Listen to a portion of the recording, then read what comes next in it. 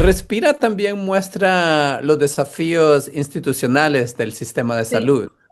Como artista, ¿qué sentido de responsabilidad sientes al retratar historias que abordan temas sociales y sistémicos tan importantes? Pues para mí la responsabilidad yo ni siquiera la vivo, porque creo que es una necesidad.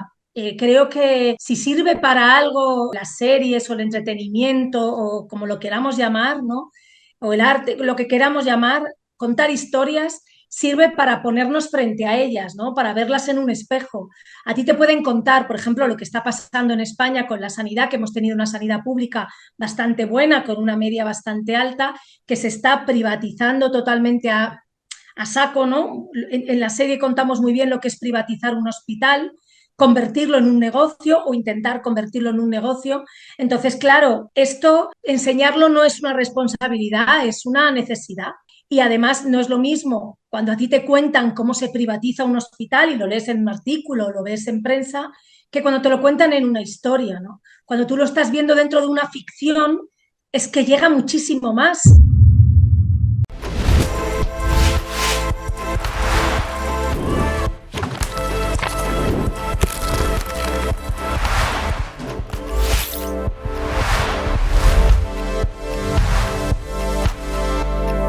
Bienvenidos a un nuevo episodio de la serie de entrevistas presentada por 72 Dragones Salud. En esta serie vamos más allá de los titulares para ofrecerles conversaciones profundas con líderes, innovadores y artistas que definen el futuro de la salud global.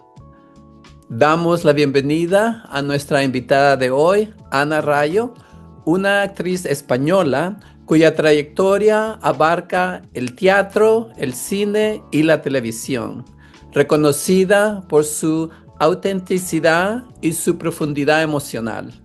Ana aporta profundidad e integridad a cada papel. Formada en la Escuela de Actuación Cristina Rota de Madrid, Ana Rayo comenzó a actuar desde muy joven y desde entonces ha aportado profundidad y autenticidad tanto al escenario como a la pantalla. Entre sus trabajos teatrales destaca Despierta, dirigida por Natalia Menéndez para el Teatro Español. En cine ha participado en Los Años Bárbaros, 1998, Inconscientes, 2004 y Clandestinos, 2007. En televisión ha aparecido en Madres y Mercado Central y más recientemente en Respira, 2024, de Netflix, un drama médico de Carlos Montero que explora las dimensiones éticas y emocionales de la sanidad moderna. En Respira, Ana interpreta a la doctora Leonor Santapau, una ginecóloga que se enfrenta a las complejidades del sistema público de salud en España. A través de la doctora Leonor Santapau, plasma la realidad emocional de los profesionales de la salud, su compasión, resiliencia y valentía moral. Ana Rayo, es un verdadero honor tenerla hoy con nosotros. Bienvenida a esta entrevista. Pues muchas gracias, es un placer otorgarla, así que encantada. Ana, debutaste en el escenario a los 6 años y posteriormente estudiaste periodismo antes de dedicarte por completo a la actuación. ¿Cómo influyeron esas primeras experiencias de observación, empatía y narración en tu voz artística? ¿Encuentras paralelismos entre el periodismo y la actuación en su búsqueda de revelar la verdad y dar voz a la experiencia humana? Bueno, yo la primera vez que me subí en escenario era muy pequeña, era en el colegio y ya me di cuenta de que aquella era mi vocación, pero tenía muchos obstáculos, porque mi familia ni siquiera lo veía como una profesión. No había nadie ni de cerca que se dedicara ni a la interpretación ni a nada que tuviera que ver con el arte. Entonces fue muy complicado tomar la decisión. Por otro lado, a mí me encantaba el periodismo, me sigue encantando, porque me encantaba cuando empecé a estudiar, o sea, cuando ya fui haciéndome más mayor, siempre he sido una persona por alguna razón que tampoco sé muy bien por qué, me he comprometido mucho con lo que pasaba en el mundo, ¿no? Y me ha conmocionado mucho la propia historia que vive uno cuando la está viviendo, aparte de la pasada, sino lo que ocurre en el momento que uno vive, ¿no? Yo recuerdo vivir, yo qué sé, la guerra de Sarajevo, de Yugoslavia, no sé, momentos que a mí me marcaron muchísimo. Y yo quería estar en el centro de la historia, ¿no? Luego me di cuenta que yo quería ser reportero de guerra, luego me di cuenta que ese era un personaje más, que yo no tenía ni el valor ni la dedicación como para llegar a ese nivel de compromiso que es ser reportero de guerra, que me parece una de las profesiones más complejas del mundo y además más necesarias, ¿no? Que alguien esté ahí contándote en directo lo que pasa. Se me cruzó, o sea, creo que las tuve cruzadas las dos porque estuve estudiando las dos cosas a la vez y la interpretación me terminó por enamorar porque te daba la capacidad de lo que dices tú, de buscar la verdad dentro del propio ser, del ser humano que interpretas, ¿no? Porque lo otro es representar la realidad mirándola como un observador, pero esto es como encarnar realidades de otros, ¿no? Otras realidades. Y poder dar siempre un pequeño punto de vista que te lleve pues hacia, ¿no? Hacia hacer el mundo un lugar mejor, aunque te toque el peor personaje o el mejor, ¿no? Eso no importa. Gracias. Muchas de tus interpretaciones, desde cortometrajes como Padam y Consulta 16 hasta series como Respira, exploran historias con fuertes dimensiones sociales o morales. ¿Qué te atrae de las narrativas con tanta profundidad emocional y ética? ¿Cómo abordas la representación de esas complejidades con honestidad y sensibilidad?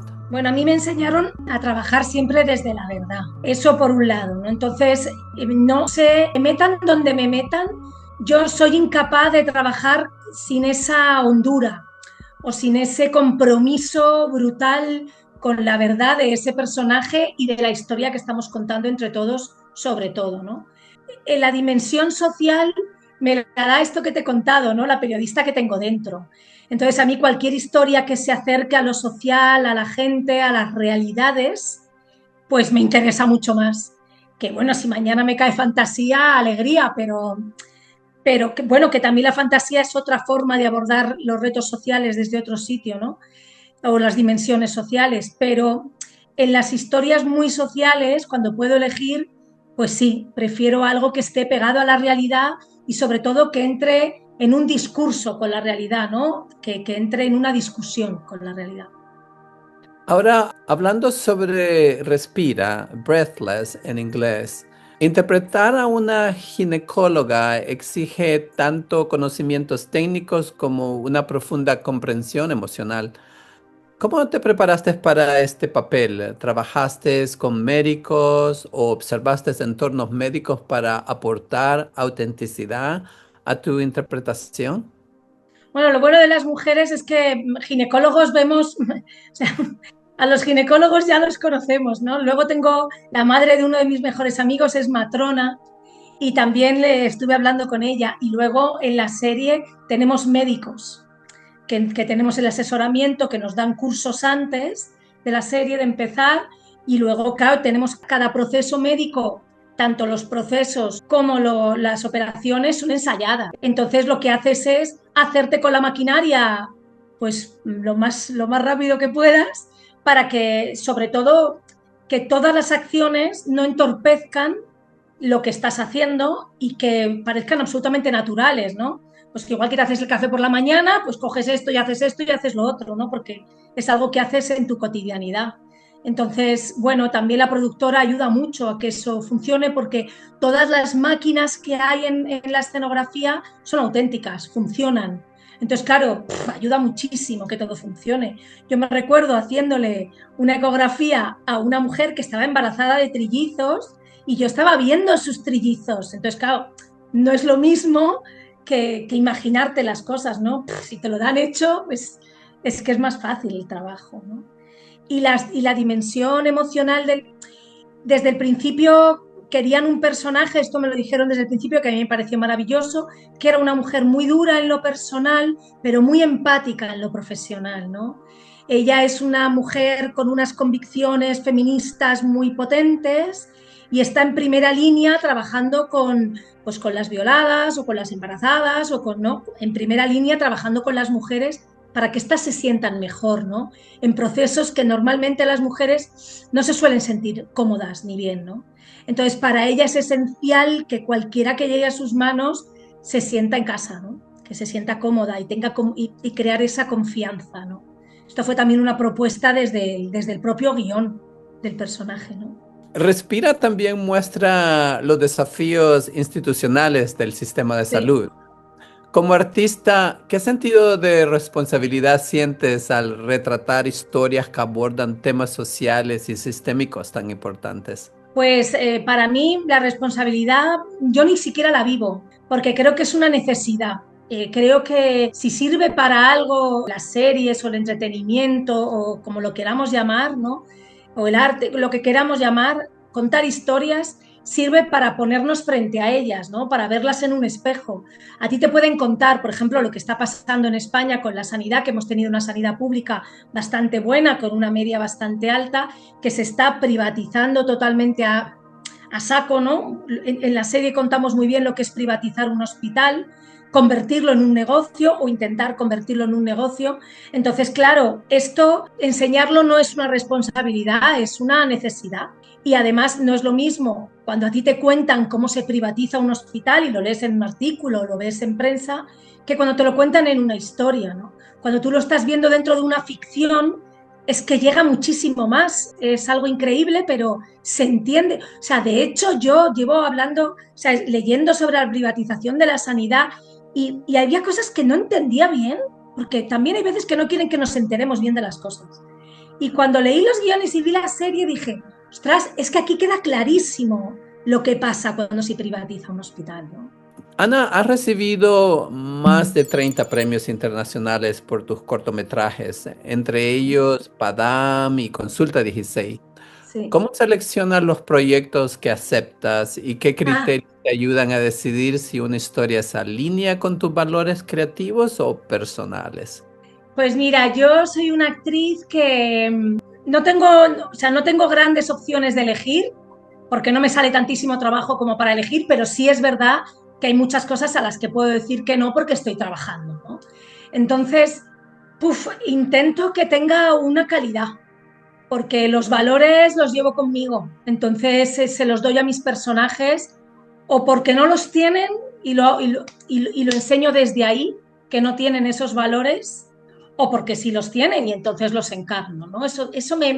Mis valores o mis ideas o mi ideología o mis creencias o mi filosofía de vida no me interfiere al elegir un personaje, para nada, porque elijo más el proyecto, quién dirige, qué productora, qué calidad tiene, los compañeros. Eso es más importante porque a veces si tú eliges por el guión, o sea, el guión o me encanta este personaje y todo el proyecto es un desastre, o mira, es que es idéntico a mis valores, pero todo el proyecto es un desastre, pues al final cuentan lo contrario, ¿no? Entonces, bueno, yo intento que sea por una cosa muy grupal, ¿no? Ver el proyecto en sí entero, desde quién dirige, a quiénes son los compañeros, en fin, me guío más por eso que por la historia en sí misma, ¿no? Ana Rayo, gracias por acompañarnos hoy y por compartir tu tiempo, tu visión y tu pasión.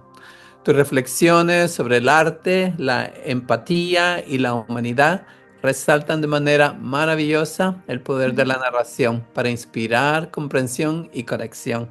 Muchas gracias. Muchísimas gracias a vosotros. Les invitamos a reflexionar sobre la conversación de hoy y a compartir sus ideas en los comentarios. ¿Cómo puede la narración y la empatía contribuir a dar forma al futuro de la atención médica y de la conexión humana?